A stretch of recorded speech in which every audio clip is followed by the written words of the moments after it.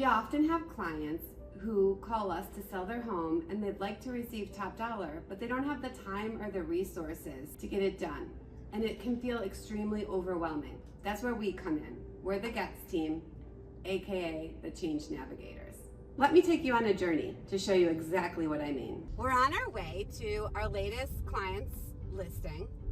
These clients are out-of-state sellers, and they were actually referred to me from their next-door neighbor who is a longtime client of ours. And there's just a little bit of backstory. So these clients, they purchased the home several years ago for their daughter who was attending UB.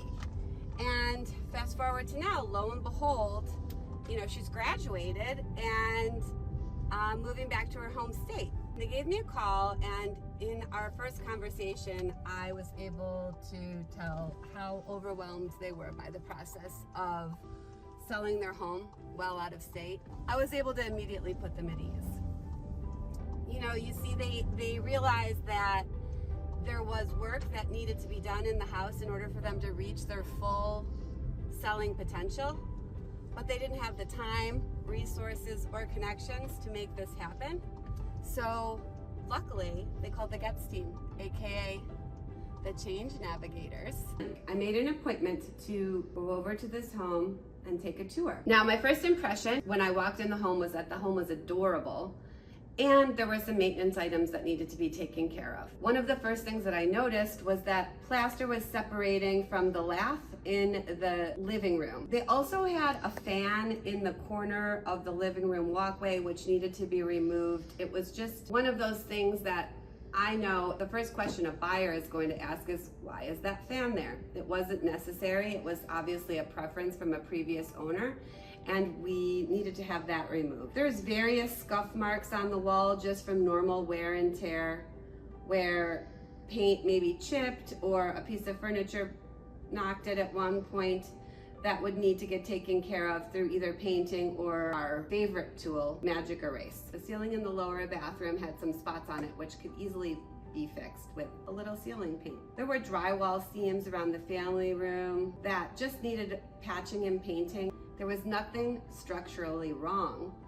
It's just that sometimes that happens with drywall, where the tape separates a little bit or bubbles, and repairs need to be made to that. There was no dining room chandelier. There was just an open junction box. An open junction box is going to be a huge concern for a buyer. And we know that lighting is an inexpensive way to bring value up. There was an old condensation leak from the HVAC unit that was bulging in the ceiling in the mudroom. That's a quick repair for our handyman. In the basement, there was a drop ceiling that was getting in the way of the door opening and closing to the bathroom. And currently, when I toured the home, there was a water bottle holding it up.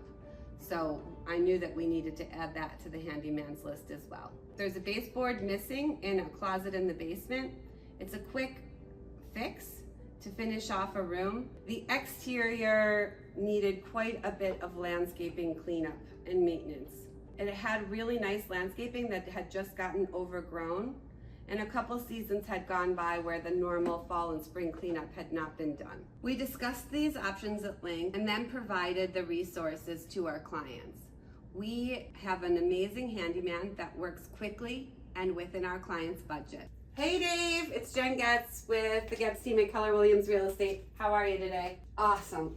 Hey, listen, we just got a new listing. We have some out-of-town clients again that need our help getting ready for the sale of their home. So they're not local, and so we're managing the project for them. So are you gonna have time this week to fit us in your schedule so that we can get them going as quickly as possible? Awesome, you're the best. You are the best. Okay, I've prepared a file for you. I'm gonna email it to you. I have all of the repairs and recommendations that I've made, and they are willing to, they've reviewed it, they're willing to do them all. I just need to get pricing for them. Okay, perfect, thank you. Thanks so much, Dave. Now that we have the finished product, we're able to take this back to our clients and look through the comparable sales to find the best list price possible to attract the most amount of traffic through the home with qualified buyers. So when I get a new property, the first thing I do is I look it up in the tax records. Who is the owner? I just want to make sure that's the same person that called me that they need to sell their house. Because if it's not, then those are like other issues that we need to start working through immediately. That might require, especially if it's an estate, is it still in probate? Has it transferred to the estate yet? Does the person calling me to sell it have the authority to sell it? Have they been named the executor? These are all issues that we can help our clients work through. But in this particular instance, this is just a husband and wife who own the property and they are listed as the owners. So the next thing I'm going to do is look at what do the tax records say that this property has. This information is helpful when I can now go into our system to pull the comps. So what I do is I go into our MLS system. Now I know this area really well. I actually, when I was young, grew up around the corner on Walton Drive, pulling me into a more specific area. However, I am actually just going to look at these quickly on this side of Harlem Road, and what I'm going to do here is I'm actually going to cut it off there into this section right here, because these are going to give us the most accurate comps, and I'm going to cut it off at Worley, because I know that's where the town line is. This home's on Roycroft, really close, and it's a pretty good comp. It has a family room and a living room, a newly finished basement, our home, and one of their bathrooms is in the basement. It's actually a great comp for this property.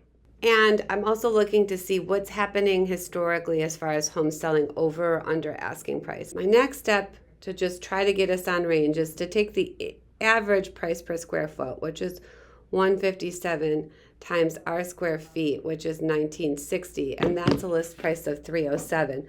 What historically we learned is that homes that priced over 300 did not get as much money.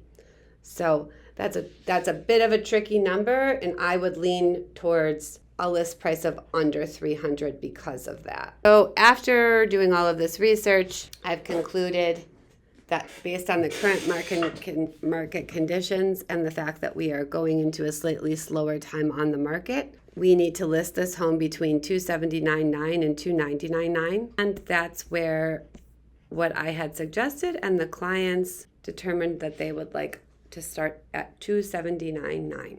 Did you know 81% of buyer's agents say staging a home made it easier for their buyer to visualize the property as a future home? Staging a living room has found to be the most important for buyers, which is why we dedicated extra time staging it for our clients in a way that we knew would attract most buyers. In the primary bedroom, we wanted to showcase the high ceilings and the additional spaces around that were just cozy little reading areas.